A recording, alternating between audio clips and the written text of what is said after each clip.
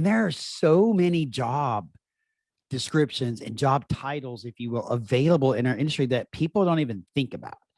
Like, obviously, you've got manufacturing where they make the product, and there's all the people that work in the factory doing a variety of different things. And that's where you find not just production staff, but you find engineers, you find quality control, you find safety. So there's this whole aspect of that. And then there's customer service, there's marketing. That's, I think, one of the things that's not talked about at all is marketing and the opportunity for digital marketing, e-commerce, other types of print marketing. I mean, there's so much marketing opportunity available in our industry. And that's just on the manufacturing side.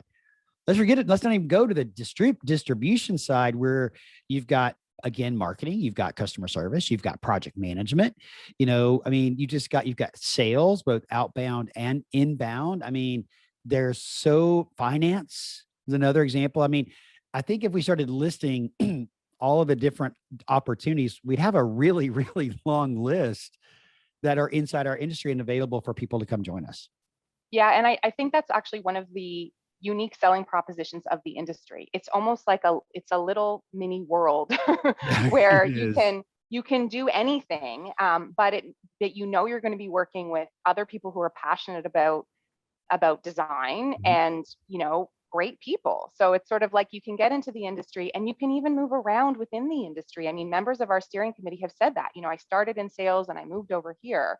And so I think that's another really cool thing because it's a long life, and if, a 30-year career, people are going to want the opportunity to try new things and grow. Mm-hmm. And I think that's the other vision of Dovetail is it's not just about,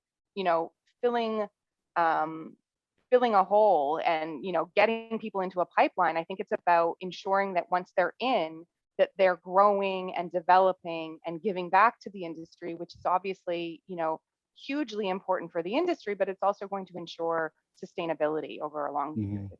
They need to be able to see a career path, right? They need to understand. And I'll just give myself an example.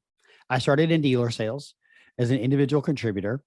And then from there, I went to a factory. And I was an individual contributor at a factory, basically covering a territory. In that factory, I grew to be in global accounts, talking to and selling to that particular manufacturer's top 20% of their customers. And I had a whole region and I traveled the world. I got to travel the world calling on customers, which is awesome. Then I joined the leadership team in global accounts. And then I went and started a dealership.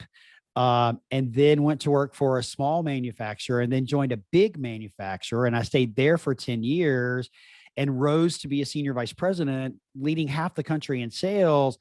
Then to all of a sudden, now I'm a coach and a consultant in our industry, and I'm a podcaster. If you'd have told me 30 years ago when I started selling office furniture at a dealership that I would be a writer for a magazine, a podcaster, and a consultant and a coach to people in our industry, I would have laughed at you. Right. But I think that's the example of the evolution of how you can stay in our industry and grow and develop and become better at your job and really find career advancement and financial success that you're looking for.